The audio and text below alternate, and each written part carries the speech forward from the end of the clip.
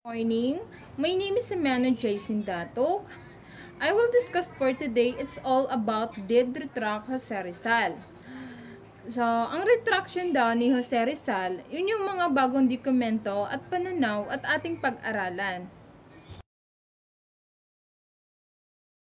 Si Jose Rizal ay kilala bilang isang bayani ng revolusyon. So when you say revolution, ito yung mga taong kinakalaban ang gobyerno. At dahil sa aklat na sinulat ni Rizal, yun ang naging dahilan upang mabigyan ng karapatan ang Pilipino at mapalaya ang Pilipinas. At dahil sa aklat na El Filibusterismo at No Limit ang Hire, yun ang naging boses ng Pilipino upang mapalaya ng lubusan laban sa mga gobyerno na di makatarungan. At dahil sa aklat na yun, yun ang naging dahilan upang maen ang buhay ni Rizal. His essay is, hindi yun ang kahulugan upang siraan ang Katolik. Main point is, yun yung mga pari na hindi makatarungan.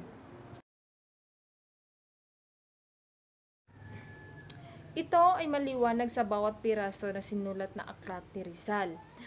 Pagsisisi ang dulot nito kasi against ito sa mga paring di makatarungan na maaring napakalaking damage para sa mga paring mga tanyag.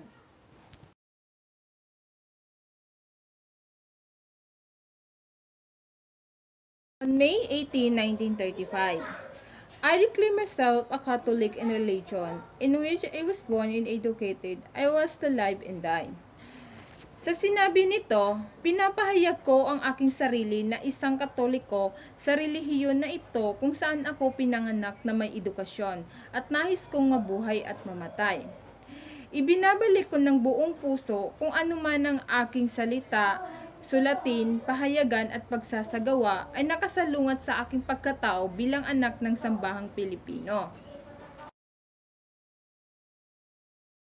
Sa testimonya ni Vicente Balacher, nagkaroon siya ng pagdududa sa nakalap nilang retraction document.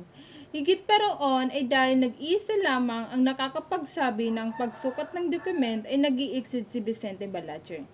Dagdag pa dito si Rizal na nagising ng ilang beses, nangumpisal na 4 na beses, dumalo sa isang natanggap na komunyon na nagdarasal ng isang community prayer. Lahat ito ay wala sa karakter ni Rizal. Ngunit dahil ito lamang ang nakakapagtotoo na si Rizal ay nagsulat ng retraction document. Ang testimonyong ito ay ginagamit upang maging tulong sa pagpapatunay na retraction document ni Rizal. Noong August 4, 2016, binasa ng Commissioner Reyna R. Escalante ang OIC ng National Historical Commission of the Philippines. Ang Professorial Chair Lecture ni Rizal Study na pinamagatang Re-Examining in the Last 24 Hours of the Using Spy Report sa De La Seta University. Sa mga dokumento ng mga Espanyol na tinatawag na Cuerpo de Vigilancia, matatagpuan ng ulat na isinulat sa araw ng kanyang kamatayan ni Rizal ni Federico Moreno na inagkukwento ng pahayag ng kanyang isang ahente ni Cuerpo de Vigilancia. Isang bantay ng selda ni Rizal na sa makatuwid isang additional independent eyewitness account.